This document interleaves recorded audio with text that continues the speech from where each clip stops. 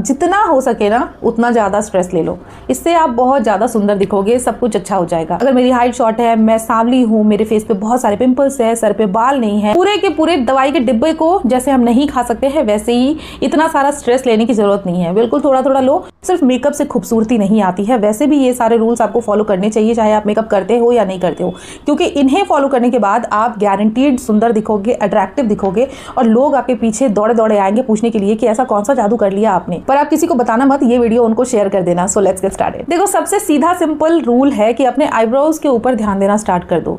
अपने आईब्रोज को अच्छे से मेंटेन करना सीखो, उसे अच्छे से शेप देकर रखो और जब बाहर जा रहे हो तो एटलीस्ट तब अपने आईब्रोज को अच्छे से फिल करके रखो। ये सारी छोटी छोटी चीजें जो होती है ना, जो आपके आईब्रोज से रिलेटेड है, अगर आपने उन्हें फॉलो कर लिया तो आपको इंस्टेंटली अपने फेस पे एक अच्छा सा निखार देखने को मिलेगा।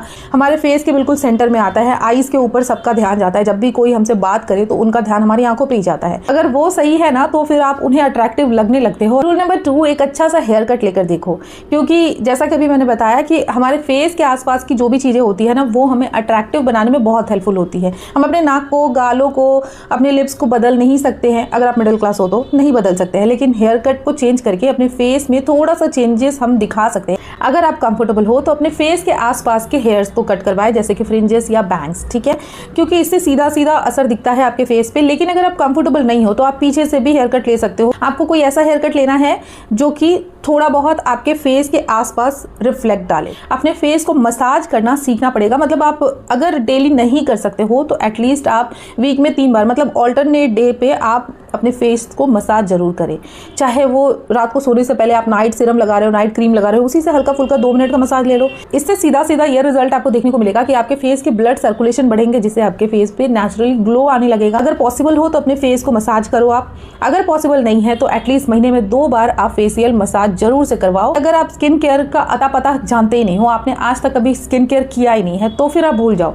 तो फिर आप अच्छे अट्रैक्टिव दिखने का सपना भूल ही जाओ, क्योंकि अच्छा दिखना है, अगर आपको अट्रैक्टिव दिखना है, यंग दिखना है, तो आपको स्किन केयर करना ही पड़ेगा। आपको सीखनी पड़ेगी सारी चीजें। नहीं समझ पाते हो ये सारी चीजें, सिर्फ आप 2 चीजें फॉलो करो, एक मॉर्निंग स्किन केयर, एक नाइट स्किन केयर। मतलब सुबह उठने के बाद अपने फेस को वॉश कर लो, कोई सा भी फेस वॉश आप ले लो, या फिर DIY अगर कोई फेस वॉश करना है वही कर लो। बाहर जा रहे हो तो सनस्क्रीन लगा लो। अगर इससे ज्यादा कुछ करना है तो वो आप पे डिपेंड करता है, बट एटलीस्ट ये सारी चीजें आपको फॉलो करनी है। और नाइट स्किन केयर में 2 चीजें बहुत ज्यादा इंपॉर्टेंट है। फर्स्ट, आपको फेस वॉश कर लेना है ताकि जितने भी धूल मिट्टी, जो भी डर्ट्स है वो सारे रिमूव हो जाए। उसके बाद एक नाइट क्रीम या नाइट सीरम या फिर जो भी आपको सूटेबल लगे रात को आपको अप्लाई करना है। कुछ नहीं लगाना है तो एक मॉइस्चराइजर लगा लो, वो भी नहीं लगाना है तो बेबी ऑयल ही लगा लो, बट कुछ ना कुछ अपने फेस पे अप्लाई जरूर करो।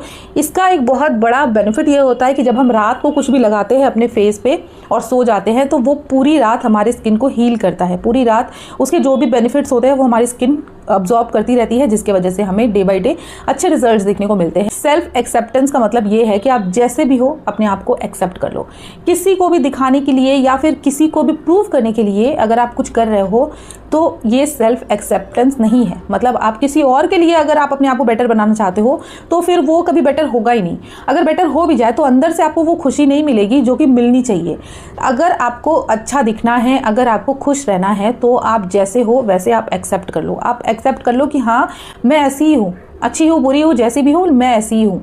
अगर मेरी हाइट शॉर्ट है, मैं सांवली हूँ, मेरे फेस पे बहुत सारे पिंपल्स है, सर पे बाल नहीं है, मैं प्लस साइज़ की हूँ, चाहे मेरे अंदर कोई भी कमी है जो कि दुनिया वालों को ऐसा लगता है कि ये सारी चीज़ें कमी है, अगर ऐसा है भी, अगर ये सारी क्वालिटीज़ भी आपके अंदर है ना, फिर भी आप एक्सेप्ट करो कि हाँ आप ऐसे हो और ऐसे ही रहोगे लाइफ टाइम। अपने आप को इम्प्रूव करना चाहिए, लेकिन अपने आप को चेंज करने के बारे में नहीं सोचना चाहिए किसी और को दिखाने के लिए। अगर चेंज होने के बाद आपको खुशी मिलेगी, आप अपने आप को खुश करने के लिए कोई चीज़ इंप्रूव करना चाहते हो, कुछ चेंज करना चाहते हो तो आप करो, पूरी जी जान लगा के करो, लेकिन किसी और को खुश करने के लिए कभी मत करना। क्योंकि फिर आप अगर आप वैसा बन भी जाओगे ना तो भी आपको अंदर से खुशी नहीं मिलेगी, क्योंकि आपने तो किसी और को खुश करने के लिए किया था ना। तो कोई और खुश होगा या नहीं होगा वो तो अलग बात है, लेकिन आप खुश नहीं होगे आपने अगर चेंज कर भी लिया तो। अगर आप ये चीज़ एक्सेप्ट कर लेते हो, समझ लेते हो ना, तो आपको अंदर से खुशी मिलने लगेगी। मतलब आप दुखी नहीं रहोगे कि मेरे तो बाल ऐसे हैं, मेरी तो स्किन ऐसी है, मेरा फिगर ऐसा है, ये सारी चीज़ें कमियां ढूंढ के ना आप दुखी नहीं रहोगे। और दुखी नहीं रहोगे, खुश जब रहने लगोगे ना अपने आप से, तो आपका फेस अपने आप ही ग्लो करने लगेगा, आप अपने आप ही अट्रैक्टिव लगने लगोगे, क्योंकि नेचुरल जो ग्लो होता है ना वो अंदर से खुश रहने से आता है। अपने आप को स्टडी करना स्टार्ट करो, अपने आप के बारे में सोचना स्टार्ट करो कि आप में क्या अच्छाइयाँ हैं, क्या कमियाँ हैं, सब कुछ एक लिस्ट बना लो कि हाँ ये चीज़ें मुझ में अच्छी है, ये सारी चीज़ें वो है जिसमें मैं इंप्रूवमेंट ला सकती हूँ और ज़्यादा बेटर बना सकती हूँ, या फिर ये वो सारी चीज़ें हैं जो मेरे में बुरी है। अगर आप लिस्ट बना लोगे ना तो आपको अपने ऊपर काम करना बहुत ज़्यादा ईजी हो जाएगा। इसीलिए एक लिस्ट बना लो और उसके बाद आप धीरे धीरे उस पर काम करो। लाइक बहुत ज़्यादा चबी हो, गाल मोटे मोटे से है, अगर आपको फेस ऐसा वाला दिखाना है तो पहले आपको सर्च करना पड़ेगा, रिसर्च करना पड़ेगा कि वो कौन सी चीज़ें हैं जिससे आप अपने फेस को ऐसे पतला सा दिखा सकते हो।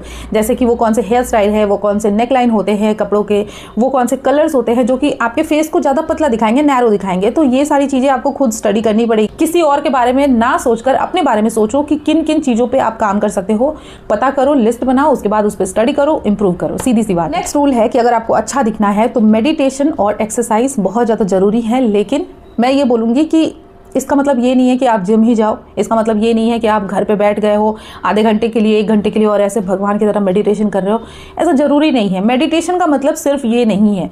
मेडिटेशन बहुत सारे टाइप के होते हैं। किसी भी चीज़ में अगर आपको थोड़ा रिलैक्स फील हो रहा है, अगर आपका माइंड एक जगह आ रहा है, चाहे कुछ भी करके, वो एक टाइप का मेडिटेशन ही है, मेरा ऐसा मानना है। जैसे कि अगर आपको पेंटिंग करना पसंद है, आप वो पूरी फोकस से कर रहे हो, आपका सारा माइंड उसमें चला जा रहा है, कोई इधर उधर की बात कुछ भी नहीं आ रहा है दिमाग में, तो वो एक टाइप का मेडिटेशन है। क्या होता है ना कि कई बार हम बहुत ज़्यादा कोशिश करते हैं, ऐसे बैठ के आंखें बंद करके कोशिश करते रहते हैं मेडिटेशन करने की, लेकिन वो हो नहीं पाता। ऊपर से आप आंख बंद करके बैठ गए हो, मतलब शरीर आंख बंद करके ऐसे बैठ गया है, लेकिन दिमाग में महाभारत चल रही है, दिमाग में तो पूरी दुनिया की स्टोरी चल रही है, तो वो फिर उसका कोई फ़ायदा नहीं है, वो मेडिटेशन है ही नहीं। उससे अच्छा है कि आप आंखें खोल के वो करो जिसमें आपको इंटरेस्ट आता है, जो करने में आपको मज़ा आता है वो करो आंखें खोल के।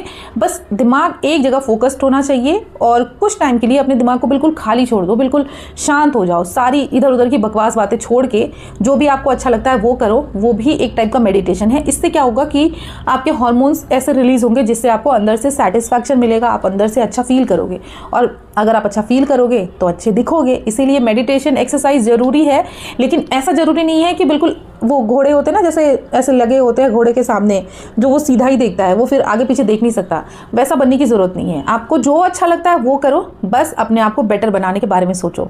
नेक्स्ट रूल है जो कि आपको पता ही होगा, पीने की बात। पीना मतलब पानी पीना, क्योंकि जब तक आप अपने आप को हाइड्रेटेड नहीं रखोगे, अगर आपके बॉडी में पानी की कमी है तो आपका शरीर अंदर से पापड़ की तरह सूखता जाएगा और वो आपके फेस पे देखने को मिलेगा ही। डिहाइड्रेशन की वजह से एजिंग साइंस बहुत जल्दी आते हैं, स्किन ग्लोइंग नहीं दिखेगी, आप अच्छे नहीं दिखोगे, ब्ला ब्ला ब्ला, ये सारी चीजें आपको पता ही होंगी। इसलिए इसके बारे में ज्यादा बात नहीं करेंगे, बस इतना मैं आपको याद दिला दूं कि डिहाइड्रेटेड नहीं होना है, जितना हो सके उतना पानी पियो, पूरा टंकी खाली कर दो, लेकिन पानी भरपूर मात्रा में पियो।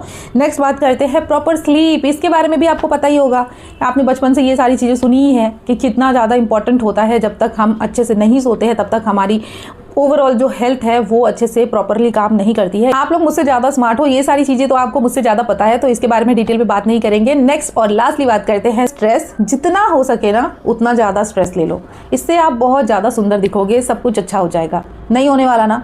अब आपको लग रहा होगा कि ये क्या बेवकूफ़ी वाली बात कर रही है, तो जब आपको पता है कि ये बेवकूफ़ी वाली बात है कि जितना ज़्यादा हम स्ट्रेस लेंगे उतना ही ज़्यादा हमारी हेल्थ, ओवरऑल जो हेल्थ है वो बुरी हो जाती है, और इसका सीधा सीधा इम्पैक्ट दिखता है थोबड़े पे। जितना ज़्यादा आप स्ट्रेस लोगे ना उतना ज़्यादा हमारा चेहरा डल सा दिखने लगता है, स्किन प्रॉब्लम, हेयर प्रॉब्लम, और भी पता नहीं कौन कौन सी प्रॉब्लम है जो कि स्ट्रेस की वजह से और ज़्यादा बढ़ जाती है, बहुत ज़्यादा, मतलब 10 गुना ज़्यादा बढ़ जाती है, आप ऐसा समझ लो।